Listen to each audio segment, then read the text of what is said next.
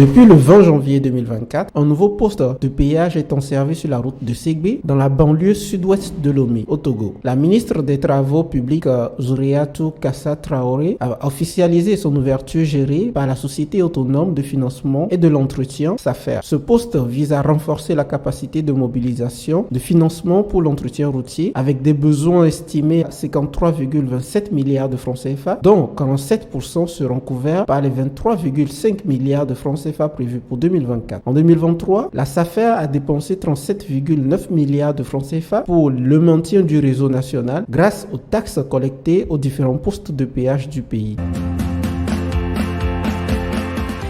Access Holdings, une holding nigériane de services financiers, projette d'acquérir 80% de la Finance Trust Bank FTB en Ouganda pour aider la banque à répondre aux nouvelles exigences de fonds propres de la Banque centrale. La transaction implique l'achat des parts détenues par des actions institutionnelles de FTB, dont l'ONG Uganda Women's Finance Trust. Cette initiative s'inscrit dans le contexte de renforcement du capital minimum des banques commerciales ougandaises. Soumise aux approbations réglementaires, la finalisation de la transaction est prévu au premier semestre 2024, renforçant ainsi la présence d'Access Holdings dans le secteur bancaire ougandais et offrant à FTB des avantages de l'expertise mondiale de la holding.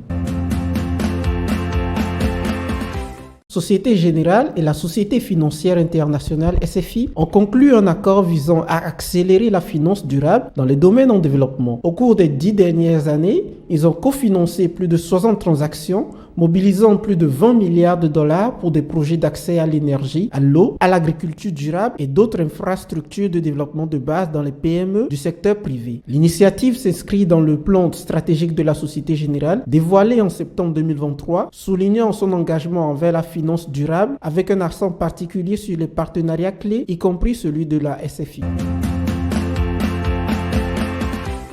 La Société financière internationale SFI collabore avec Diopharm pour établir une usine de médicaments génériques au Sénégal, visant à réduire de plus de 50% les importations de médicaments d'ici 2035.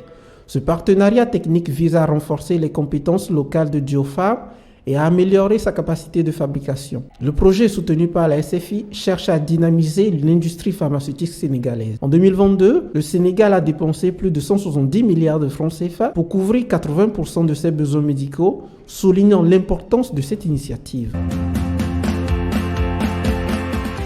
Globelec, un important producteur d'électricité en Afrique, a conclu la restructuration de la dette senior de ses centrales solaires à Rize et Concoxise pour un montant de 37 millions de dollars. Cette démarche menée par Standard Bank Limited vise à réduire le coût de la dette, entraînant une baisse significative des prix de gros de l'électricité produite. Cette action s'inscrit dans la volonté de Globelec d'être un producteur à long terme d'énergie renouvelable rentable en Afrique du Sud, où la société a déjà restructuré 6 des 8 centrales, renforçant ainsi sa position dynamique sur le marché de l'énergie propre dans le pays. La société minière Marula Mining annonce un budget de 6,38 millions de dollars pour ses activités d'exploration en Tanzanie en 2024. Obtenant récemment 7 licences d'exploration pour le graphite, la compagnie se concentre sur la mine de Kinusi. Le programme inclura des travaux de forage, des études métallurgiques, des tests et des activités cartographiques géologiques. Marula Mining vise des progrès significatifs sous la supervision de Collins Asseto, responsable de l'exploration en Afrique de l'Est. La société, active dans plusieurs pays africains, prévoit une double cotation en 2024 aux bourses de Nairobi et de Johannesburg.